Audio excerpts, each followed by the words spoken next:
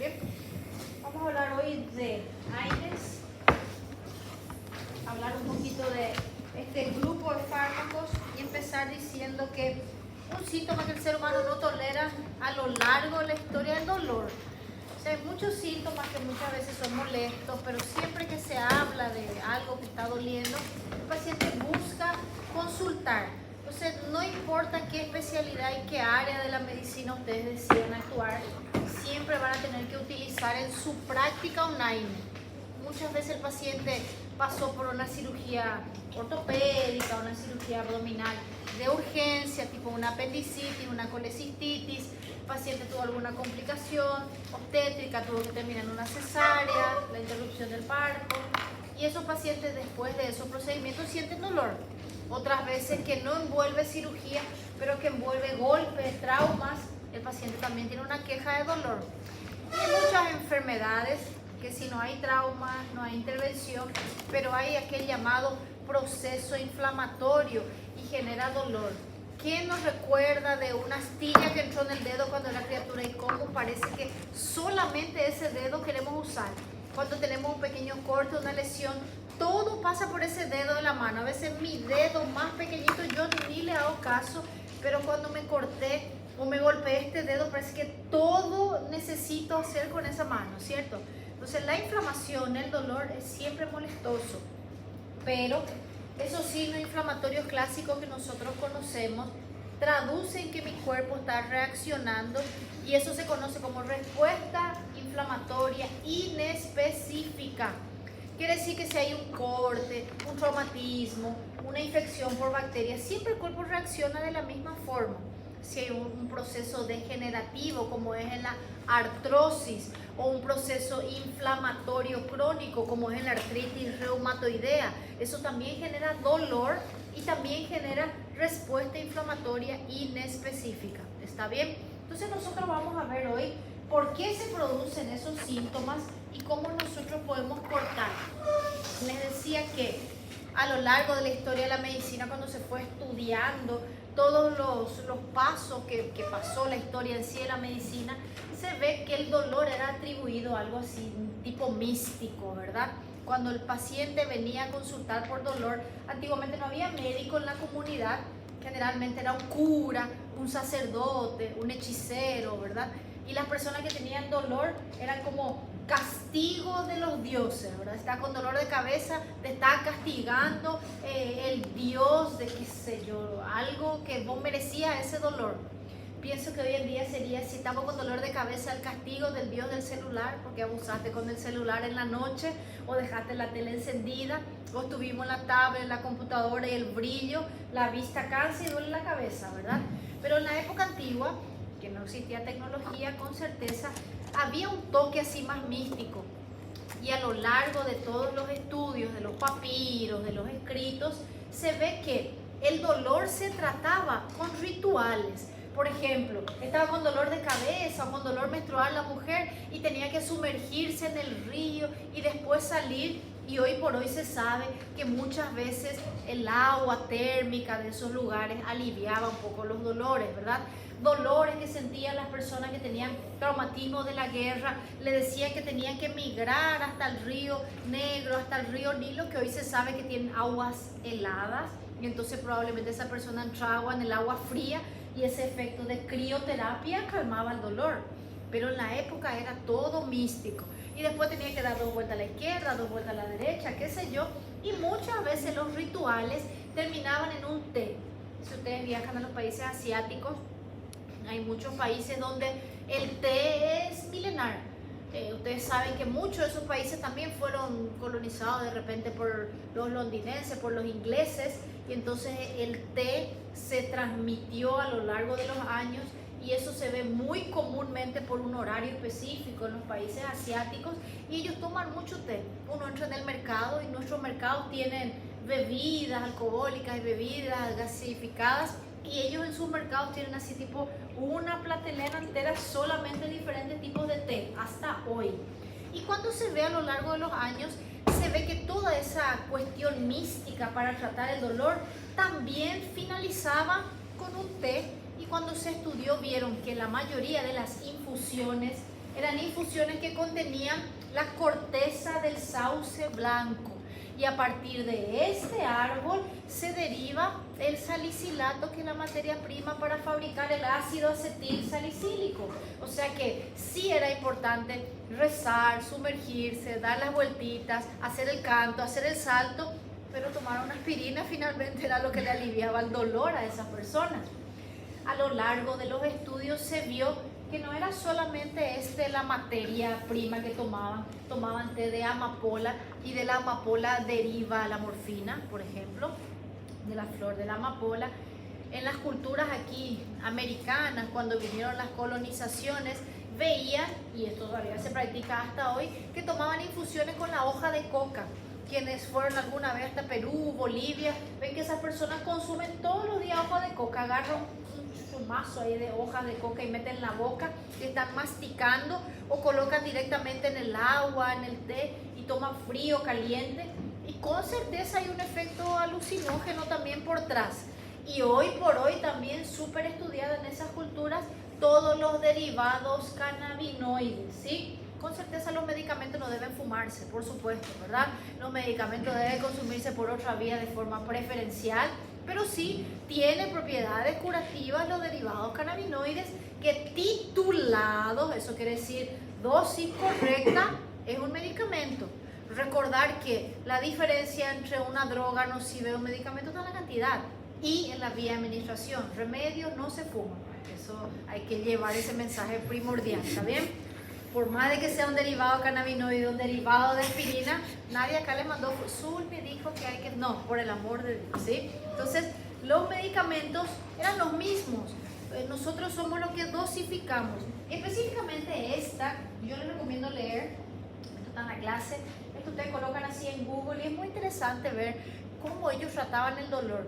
Gente, de historias tan místicas que antes tenían que circuncidar a los hombres ya adultos, no al bebé recién nacido. Solo los judíos tenían el hábito de circuncidar al bebé recién nacido, y antes era adulto, tenía que ser ya un adolescente, un hombrecito, y era, señor, le vamos a cortar un pedazo del amigo, y nadie estaba feliz con eso, y entonces le tenían que acostar y le tenían que hacer desmayar a ese paciente, y usaban técnicas como, por ejemplo, presionar las dos carótidas hasta el fondo, hasta que disminuya el flujo sanguíneo cerebral, y prácticamente le sincopaban al paciente, le hacían desmayarse, y una vez que estaba desmayado le despertaban de nuevo con el corte, obviamente que se despertaba de dolor, y esa era la forma que hacían, no había medicamento. Y después el bendito del ya que tomaban, que probablemente era una aspirineta, con certeza seguía doliendo bastante, ¿verdad? Entonces, todas esas historias de cómo se trató el dolor a lo largo de los años es bastante interesante.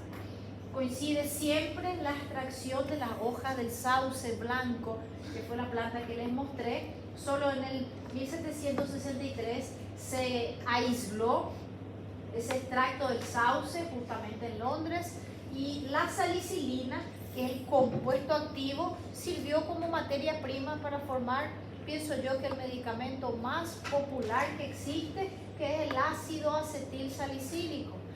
La empresa Bayer, como ustedes saben, registró ese medicamento como aspirina, y el nombre comercial de la primera droga original. Hoy en día se venden un montón de AS, ¿verdad? Ácido acetil salicílico de otras marcas, pero si uno se va en cualquier farmacia del mundo y pide una aspirina, todos continúan sabiendo cuál es ese medicamento. Fue el primer AINE que surgió la aspirina. La aspirina no solo es famosa en nuestro planeta porque abandonó inclusive el planeta Tierra, porque estaba en el botiquín de Apolo cuando se fue a la luna. Entonces, la aspirina viaja más que yo, imagínense, llegó hasta la luna inclusive, ¿bien? Colocar meta de vida, viajar como la aspirina, más o menos, colocar así. Está en todos los países. Ella está asociada a la inhibición de formar prostaglandinas.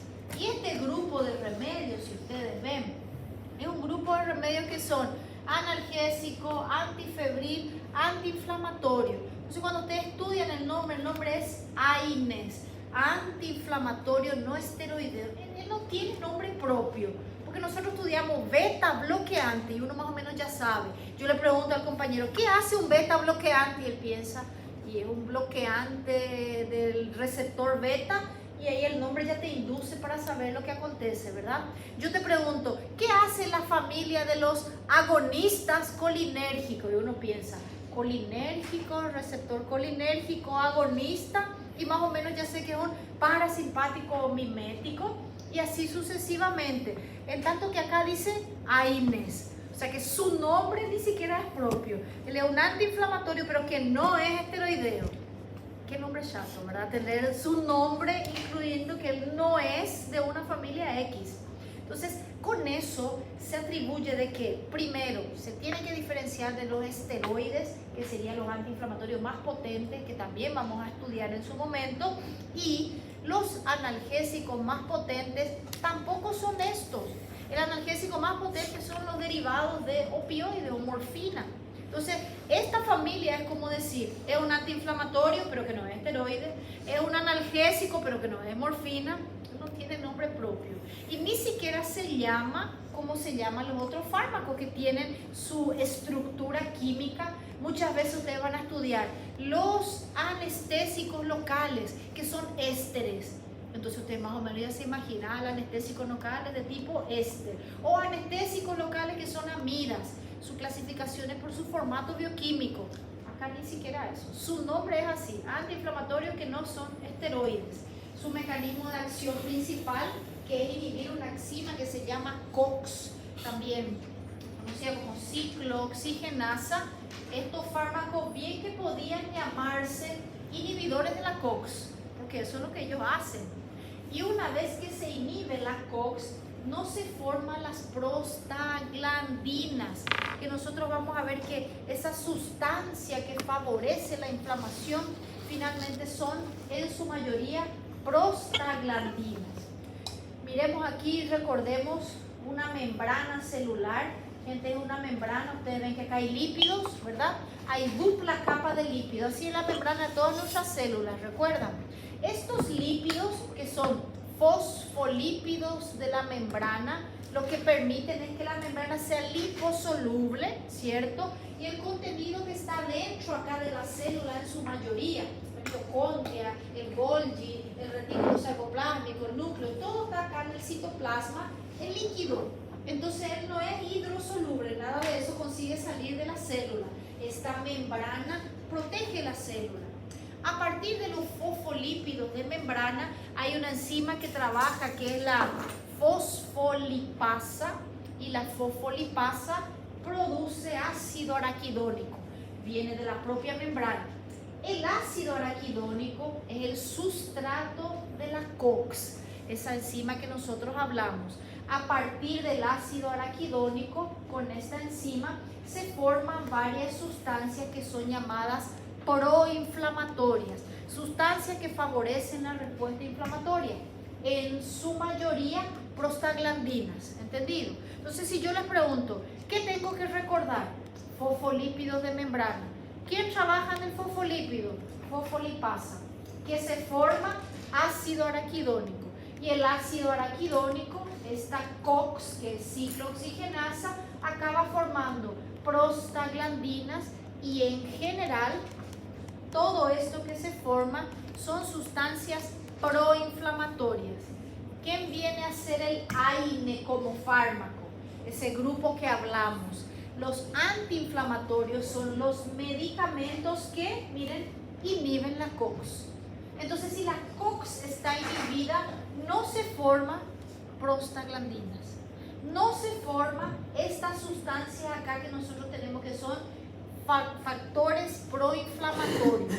El medicamento AINE inhibe la COX, evitando que se formen eicosanoides. Los eicosanoides son todas las sustancias que favorecen una respuesta de inflamación. En esta imagen yo ya tengo otra información. Existen dos tipos principales de COX. Una ciclooxigenasa tipo 1, que se llama COX-1.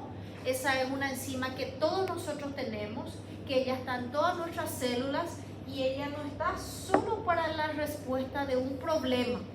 Ella genera inflamación, pero la inflamación a veces es protectora, es fisiológica. Entonces la COX tipo 1 yo le llamo también COX fisiológica. COX tipo 1 que es constitutiva, ella forma parte del día a día.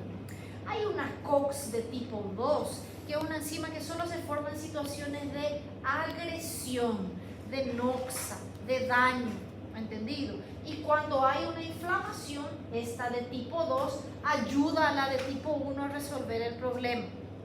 Para eso ilustramos acá, este Robbins, una de mis figuras favoritas, el Robbins, que ilustra lo que es el proceso inflamatorio. Acá está ilustrado por una astilla en el dedo justamente, que duele muchísimo, ¿verdad? Que nunca recibió un cortecito ahí en el dedo y parece que todo se centra allí.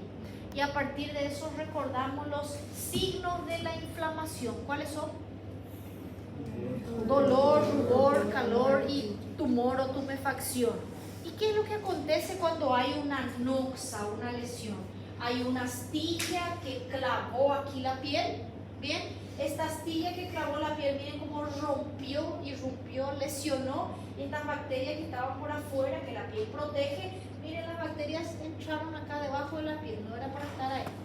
¿Qué acontece en un primer momento? Acá hay células modificadas que ya estaban ahí en el lugar.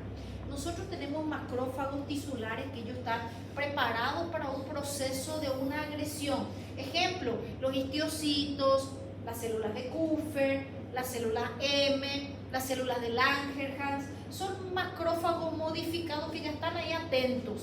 Ellos reciben el problema y comunican y piden ayuda.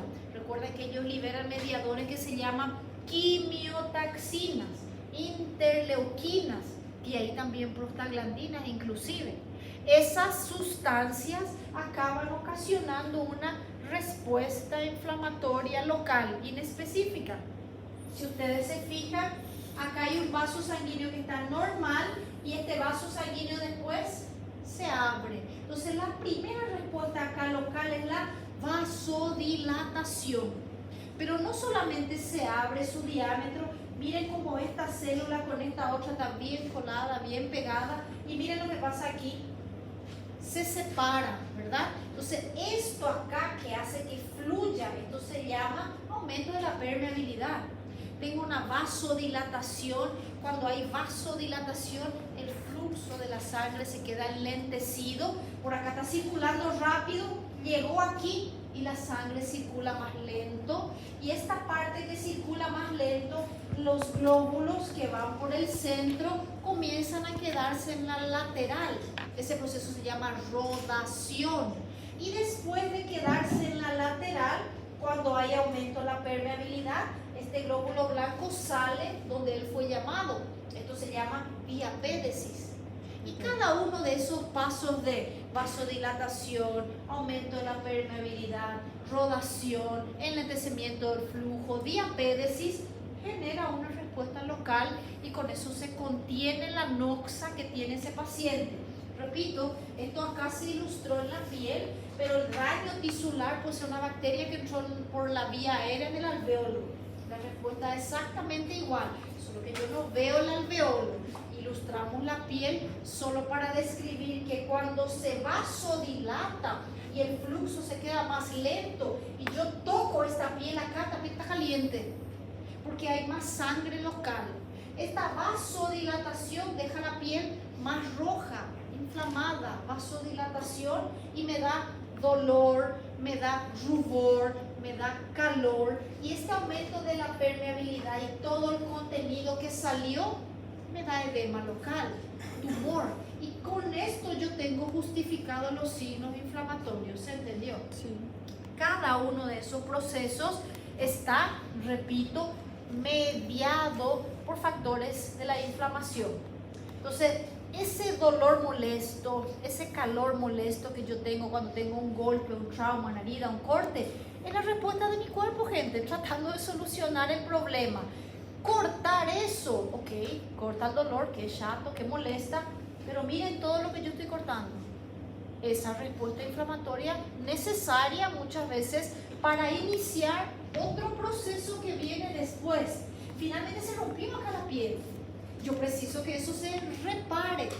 También son las COX que nosotros tenemos, las enzimas encargadas de la reparación. ¿Está bien? Entonces tengo COX-1 inespecífica, pero cuando hay una noxa, las dos se juntan, COX-1 y COX-2, para hacer respuesta inflamatoria local y para hacer reparación, principalmente con cicatriz por fibroblastos. ¿Recuerdan los fibroblastos? Ellos se encargan de reponer el tejido que se dañó. Repasando de vuelta aquí, en la membrana hay fosfolípidos, ahí trabaja la fosfolipasa y forma ácido araquidónico, y el ácido araquidónico es la materia prima, sustrato de la COX-1 y de la COX-2. El fármaco que inhibe tanto la COX-1 como la COX-2 se denomina AINE. Todos los AINEs inhiben las dos. Ahora, existe un subgrupo que solamente va a inhibir esta COX que es regulada e inducida. La COX-2, que no aparece todo el tiempo, no está en todas las células. La COX-2 aparece cuando hay proceso inflamatorio, cuando hay dolor, cuando hay necesidad de proliferación celular. La COX-2 aparece en cierto tipo de situaciones. Ahí uno pensaría, doctora, ¿por qué no inhibimos la COX-2 entonces solamente? Y dejamos la COX-1 quietita porque ella tiene funciones fisiológicas y anulamos solamente la COX-2. ¿No suena mejor? Alguien ya pensó eso, qué pena, ahora no ganó. Y entonces existen fármacos que son inhibidores selectivos de la COX-2, pero recordar, la COX-2 no es nuestra enemiga. Ella se forma para la sustitución de ese tejido que se descompuso. Sin ella no hay cicatrización también, ¿verdad? Entonces, eicosanoides, todas las sustancias que se forman a partir de la COX. Cuando yo les pregunte, ¿qué hace la COX? Forma eicosanoides. Todos los eicosanoides. ¿Quién predomina? Prostaglandinas, pero no son los únicos. La COX, una sola enzima, ella toma varios formatos. Ustedes recuerdan que las proteínas tienen estructura cuaternaria, ¿verdad? Se solía dibujar tipo un enmarañado así, ¿verdad? Y dependiendo como uno le mire, la misma COX tiene una acción de isomerasa, reductasa, peroxidasa, ciclooxigenasa. Una enzima forma varias sustancias. Por eso cuando yo le bloqueo a la COX, yo bloqueo prostaglandina, prostaciclina, leucotrieno, tromboxano, etc. ¿Bien? El mecanismo de acción de los AINES es inhibir la ciclooxigenasa, independientemente si es 1 o si es 2. ¿Qué va a acontecer si se inhibe? Dijimos que no se forma prostaglandina en su mayoría, pero no es solo prostaglandina, es ninguno de esos. Inhibir la COX es no formar ninguno de estos, ¿verdad?